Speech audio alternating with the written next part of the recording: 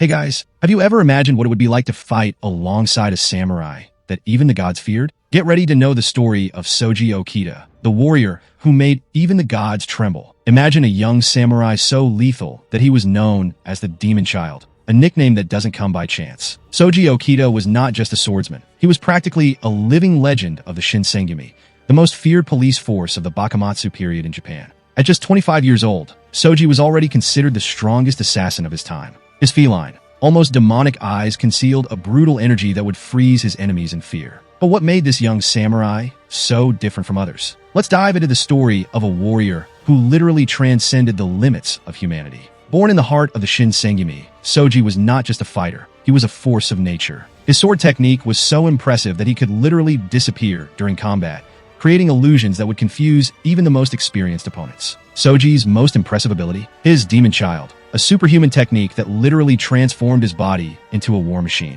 When he activated this ability, his heart would pump 3 times more blood, his muscles would gain superhuman strength, and his reflexes would become so fast that he would literally turn into a blur on the battlefield. But Soji was not just a cold assassin. He had a code of honor that defined him. His mentor, Isami Kondo, welcomed him when he was just a child, accepting his violent nature and making a promise. Soji would become a true samurai. And even fighting against a terminal illness during his life, Soji never gave up. He spent days and nights practicing fencing, dreaming of fighting alongside his companions once more. His dedication was so intense that it was practically superhuman. His sword techniques were true masterpieces of martial art. The Ryubikin, the dragon's tail sword, was a blow that seemed to defy the laws of physics. With movements so fast they bordered on the supernatural, Soji could cut an opponent in a matter of milliseconds. But what really made him legendary was his secret technique, the NP Raiten. Imagine more than 80 different sword techniques executed in sequence, with precision and speed that would leave any warrior speechless. It was literally a steel cyclone,